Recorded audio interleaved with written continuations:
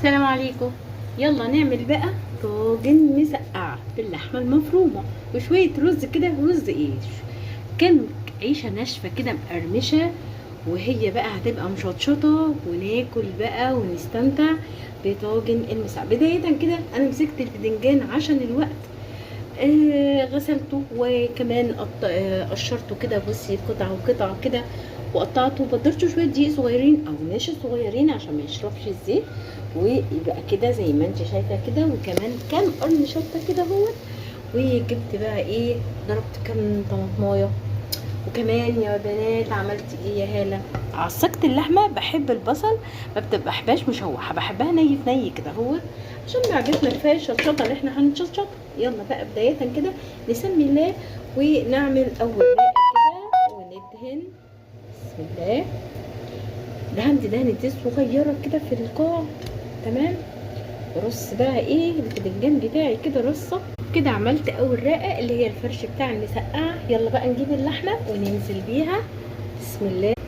بصوا بقى، حطيت اللحمه فرشتها كده وكمان قرنين شطه في المنتصف. حط بقى الدور التاني كده من الباذنجان. دلوقتي بقى انزل بعصير الطماطم بسم الله، واغطي بيه كل الطاجن. خطوه بقى في طاجن مسقعه، طشه المسقعه كام قرن، كام تومايه كده مبشورين، وكمان حبه كزبره ناشفه وشوحتهم كده. ايه رايكم؟ على الفرن عدل بقى مسبقا على 180. دلوقتي بقى طلعنا الطاجن من الفرن. يا ربنا على الريحه وعلى الجمال. متخيله الطعم بقى، وشويه رز ابيض كده بقى وحكايه. قطعناها كده زي البسبوسه، زي الكيك، زي الحاجه كده الجامده. يلا نطلع قطع بقى. ايه ديليشيس ده بقى الطعم بقى، عايزه اقول لكم. بسم الله.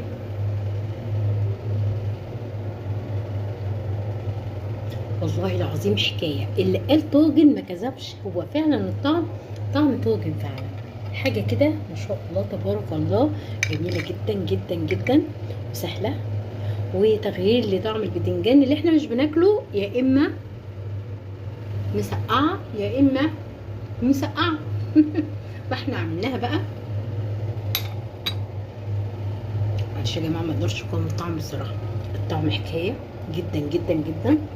طعمه جدا طعم قوي. تغيير للحمه كمان. بصوا حكايه. اتفضلوا معانا على الغدا. عملت معاها رز ابيض زي ما انتم شايفين كده. اما الناس بقى اللي قلب عليا ومش بتاكل مسقعه، عندي 2 من الاشخاص مش بياكلوا